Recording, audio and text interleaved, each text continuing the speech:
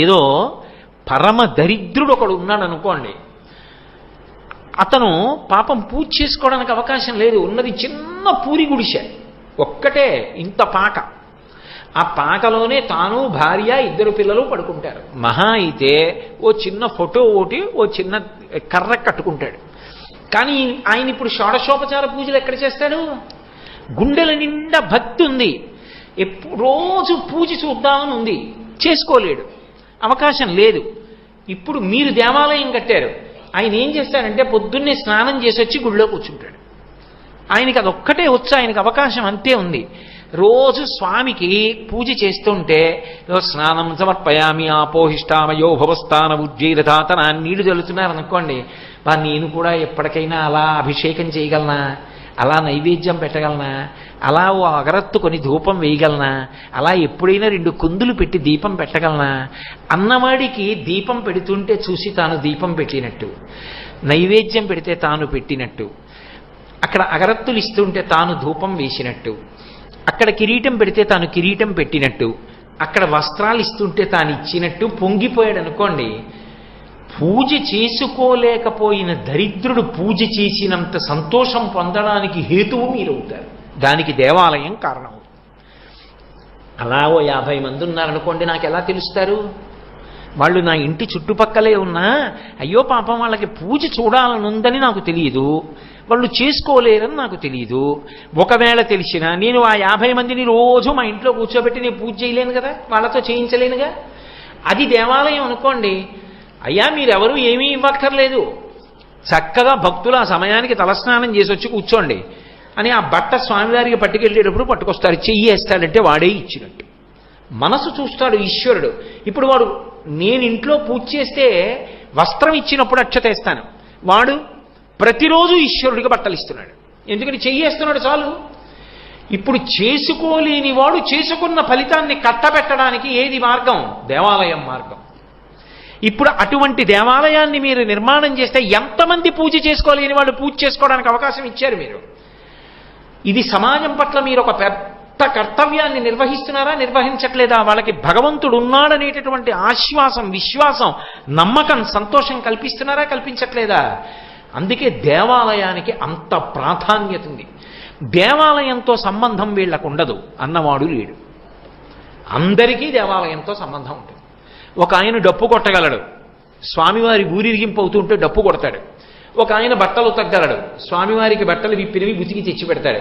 ఒక ఆయన పూల దండ కట్టగలడు, ఆయన పూలదండ కడతాడు.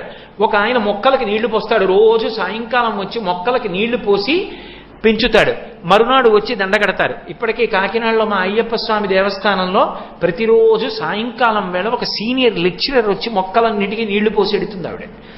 ప్రతిరోజు మర్నాడు వచ్చి కొంతమంది తులసి అవి మాలలు కట్టి స్వామికి సమర్పణం చేసి పెడతారు. కైంకర్యం చక్కగా సేవ చేసుకుంటారు. ఒక్క దేవాలయాన్ని ఆధారం చేసుకుని మీరు ఎన్ని సేవలు చేయాలన్నా చేయొచ్చు. మీరు ఇంట్లో పండగ చేసుకునే ముందు మీకు సమీపంలో ఉన్న దేవాలయంలో చేసి అప్పుడు చేసుకోవాలి. శారదా నవరాత్రులు వస్తున్నాయనుకోండి, మా ఇల్లు దులపడానికి ముందు పక్కనున్న దేవాలయం దులపాలి. అందుకే భక్తులు సంఘాలుగా ఏర్పడతారు. ఒక దేవాలయం ఉంటే దేవాలయానికి భక్త మండలి ఉండాలి.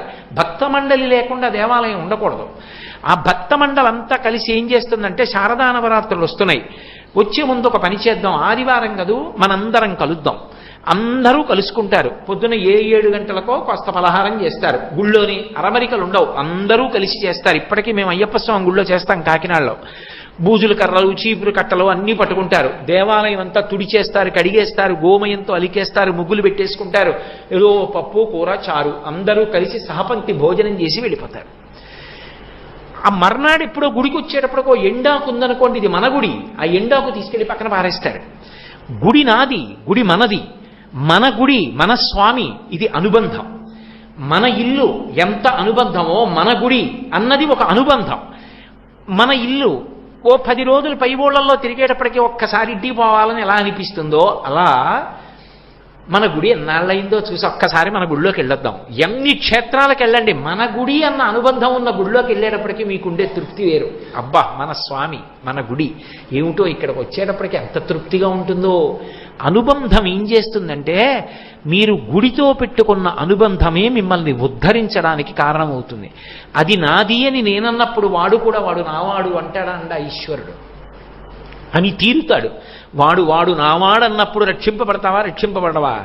అందుకే దేవాలయ వ్యవస్థ అత్యంత కీలకమైనటువంటి వ్యవస్థ. అందుకే అటువంటి దేవాలయాల్ని కాపాడుకోవలసినటువంటి అవసరం ప్రతి వ్యక్తి మీద ఉంటుంది, ఒకరి మీద కాదు. అందుకే దేవాలయం యొక్క శక్తి ఎక్కడ క్షీణించిపోతుంది అంటే దేవాలయంలో నిషిద్ధ కర్మలు చెయ్యకూడదు.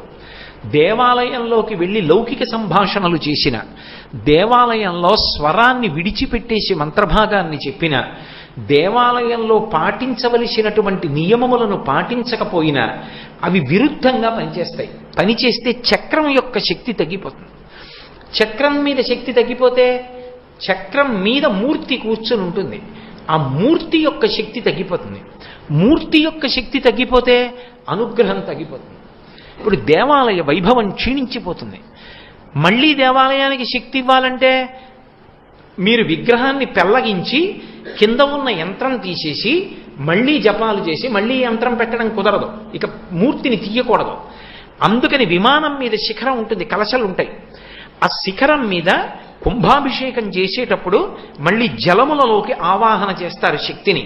మళ్ళీ జపాలు చేసి పెద్ద కలాపం అంతా చేసి ఇవి పట్టుకుని మహాత్ములు గోపురం మీదకెక్కి ఆ పైన ఉన్నటువంటి కలశలకే అభిషేకం చేస్తారు. ఏరియల్ ద్వారా ఎలా అయితే సంకేతాలని టీవీ సెట్ పుచ్చుకుంటుందో అలా పైన ఉన్న కలశలకి కుంభాభిషేకం చేస్తే ఆ శక్తి మళ్ళీ భూమిలో ఉన్న చక్రానికి అందుతుంది. అప్పుడు మళ్ళీ చక్రం మీద ఉన్నటువంటి మూర్తి ప్రకాశిస్తుంది. అందుకే దేవాలయాలకి తరచుగా కుంభాభిషేకాలు చేస్తూ ఉంటారు కాలంలో.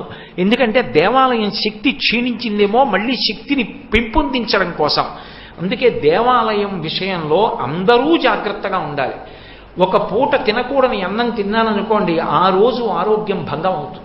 కడుపులో నిప్పొచ్చి ఇంకేం తినబుద్ధి ఇది. ఆ రోజు ప్రవచనం ఏం చేస్తాం? ఇంకా కుభోజనీన దివస అంటాడు వ్యాసుడు.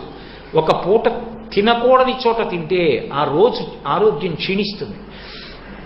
కుమిత్రేణ సుఖం కుతః, మిత్రుడు సరైనవాడు కాకపోతే జీవితంలో సుఖం ఉండదు. అలాగే ఒక్కొక్క దాని వల్ల ఒక్కొక్క ఫలితం ఉంటుంది.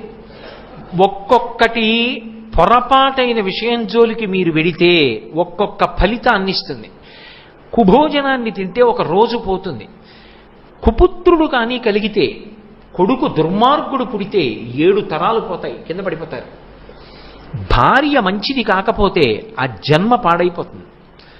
భర్త సరైనవాడు కాకపోతే ఆమె ఉపాసన చేసుకుని పతివ్రతగా నిలబడుతుంది. నేను అంతకన్నా తక్కువ చేసి ఎవరిని మాట్లాడినా, కానీ ఆమెకి సంతోషం ఉండదు. అయ్యో కలిసి రాడే దీనికి అన్న బాధ మనసులో ఉంటుంది. దేవాలయం జోలికెళ్ళి పాడు చేస్తే వాడి ఆత్మ పాడవుతుంది.